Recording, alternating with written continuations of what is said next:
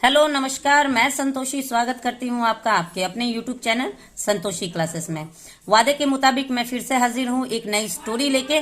आज की स्टोरी बहुत ही मजेदार स्टोरी है, सुन के आपको बहुत ही मजा आने वाला है।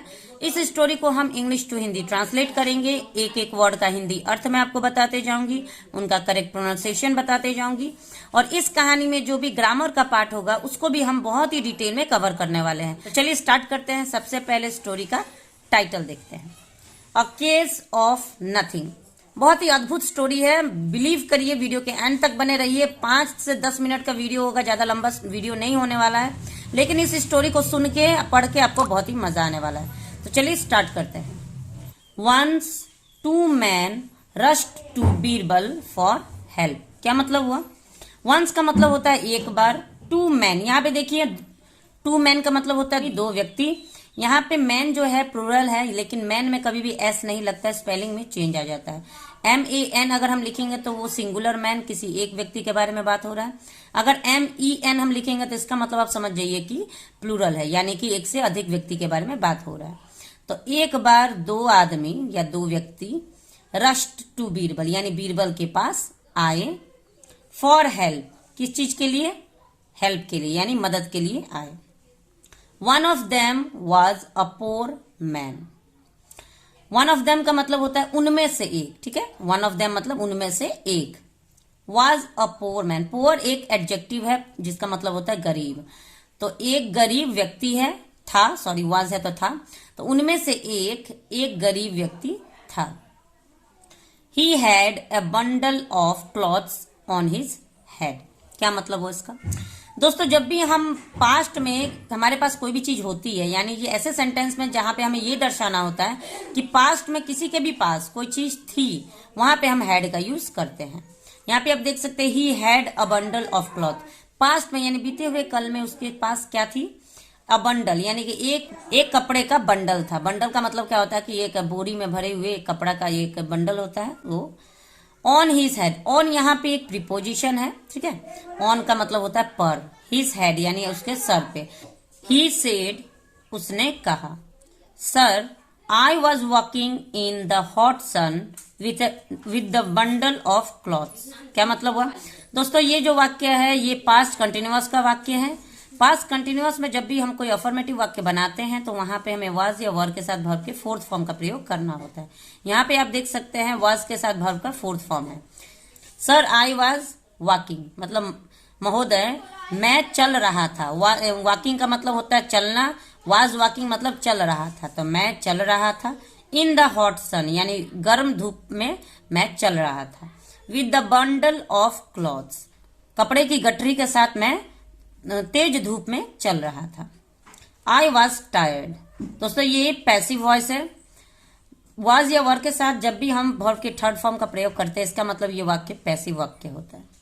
आई वॉज टायर्ड मतलब मैं थक गया था, सो इसलिए I took the load off my head and rested under a tree. क्या मतलब हुआ? यहाँ पे टुक जो है टेक का सेकेंड फॉर्म है। टेक का मतलब लेना, टुक मतलब लिया। सो आई टुक द लोड, इसीलिए मैंने उस भार को वो ऑफ माई हेड यानी अपने सर पर से उतार दिया। And rested under a tree, और आराम किया। यहाँ पे वर्ब का सेकेंड फॉर्म रेस्टेड, अंडर एक प्रीपोजिशन है, और ट्री एक पेड़ के नीचे मैं आराम करने लगा। एंड देन आस्क बीरबल, और तब बीरबल पूछते हैं, I ask this man to help me place the bundle on my head. क्या मतलब हुआ? अब वो व्यक्ति कहता है कि मैंने उस व्यक्ति से कहा, दिस मैन कौन सा मैन? जो व्यक्ति उसके साथ शाही दरबार में बीरबल के पास आया हुआ था। तो मैंने इस व्यक्ति से कहा to help me place the bundle, यानी मुझे मेरी मदद करने के लिए मैंने कहा कि उस बंडल को दोबारा मेरे सर पे, ऑन माई हेड मतलब मेरे सर पे दोबारा से उस बंडल को रख दो। जब भारी बंडल होता है तो एक बार उतार देने के बाद कोई किसी से मदद लेता है ना कि भाई थोड़ा ये बंडल, थोड़ा ये बोझा है, भारी है, थोड़ा मेरे सर पे रख दो। तो यही बात उस गरीब व्यक्ति ने उस दूसरे व्यक्ति से कही थी। He ask me what I would pay him. अब वो दूसरा व्यक्ति कहता है, ही आस्क मतलब उसने पूछा, मी मतलब मुझसे, what I would pay him, इसके बदले में मैं उसे क्या भुगतान दूंगा, यानी कि इसके बदले में मैं उसे क्या दूंगा। आई सेड नथिंग, मैंने कहा कुछ नहीं। ही हेल्प मी, उसने मेरी मदद की, बट लेकिन, बट एक कंजंक्शन है। Now he wants the nothing that I mentioned, लेकिन अब उसे चाहिए नथिंग, यानी कि अब उसे कुछ नहीं चाहिए, यानी कि उस टॉपिक को उसने कुछ नहीं को उसने एक चीज बना लिया। दैट आई मेंशन, यानी मैंने जो उल्लेख किया था कि मैं तो कुछ नहीं दूंगा, तो उसने अब उसी को पकड़ लिया और कहा कि अब मुझे दो, जो तुमने कहा था कि मुझे कुछ नहीं दोगे अगर मैं तुम्हारी मदद करूंगा, तो मुझे अब कुछ नहीं दो। Birbal told the other man, मतलब उस दूसरे व्यक्ति से कहा, I shall pay you on behalf of this poor man. I shall pay, यहाँ पे शैल के साथ वर्ब के फर्स्ट फॉर्म का प्रयोग किया गया है। ये वाक्य फ्यूचर इंडेफिनिट का अफर्मेटिव वाक्य है। फ्यूचर इंडेफिनिट में जब भी हम कोई अफर्मेटिव वाक्य बनाते हैं तो वहां पे हमें विल या शैल के साथ वर्ब के फर्स्ट फॉर्म का प्रयोग करना होता है। यहाँ पे आप देख सकते हैं शैल का प्रयोग किया गया और उसके साथ वर्ब का फर्स्ट फॉर्म है। आई शैल पे, यानी कि मैं भुगतान करूंगा, यू, तुम्हें, on behalf of this poor man, इस गरीब आदमी के बदले में मैं तुम्हें भुगतान दूंगा। तुम्हें चाहिए ना, कुछ नहीं चाहिए, तो वो मैं तुम्हें दूंगा। कम विथ मी, मेरे साथ आओ। Birbal led him to a room, Birbal उसे ले गए, एक रूम में ले गए। ही सेड, उसने कहा, सी, देखो, there is something under the chair. एक रूम में बीरबल उसे ले जाते हैं, उस दूसरे व्यक्ति को। वो रूम में एक चेयर रखी हुई थी और उसने, बीरबल ने कहा उस दूसरे व्यक्ति से कि सी, यानी देखो, there is something under the chair, देखो उस कुर्सी के नीचे कुछ है। समथिंग मतलब कुछ, उस कुर्सी के नीचे कुछ है। द मैन सेड, वो व्यक्ति बैठ के देखा, जैसे कि ये व्यक्ति देख रहा है, एक चेयर है, बैठ के देख रहा है चेयर के नीचे। सर, ये एक एक्सक्लेमेशन मार्क है, एक्सक्लेमेटरी वर्ड है। Sir, there is nothing under the chair, वो बोलता है वो व्यक्ति कि सर, यहाँ पे तो कुछ नहीं है। Take it, said Birbal, Birbal ने कहा ले लो, तुमको कुछ नहीं चाहिए ना, तो नथिंग तो वहीं पे है ना।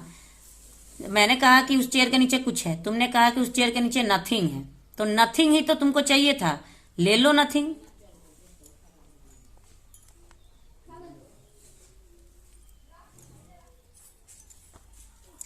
The cunning man realised his mistake, cunning का मतलब होता है चालाक, ये भी एक एडजेक्टिव है। द कनिंग मैन मतलब वो चालाक व्यक्ति, रियलाइज्ड यानी उसे एहसास होता है, हिज मिस्टेक यानी अपनी गलती का एहसास होता है कि मैं इसे बेवकूफ बनाना चाहता था, मैं इसे बेवकूफ बनाने की कोशिश कर रहा था, लेकिन मैं अपने ही जाल में फंस गया। तो इस प्रकार बीरबल ने अपनी समझदारी से उस गरीब व्यक्ति की मदद की। तो आज की स्टोरी आपको कैसी लगी? उम्मीद है स्टोरी अच्छी लगी हो। वीडियो अच्छा लगा हो तो लाइक जरूर करिएगा। चैनल पे पहली बार मेरा वीडियो देख रहे हैं तो चैनल को सब्सक्राइब भी कर लीजिएगा। बेल आइकन दबाना ना भूले ताकि मेरे सारे अपकमिंग वीडियो सबसे पहले आप तक पहुंचती रहे। Thanks for watching the video and have a nice day.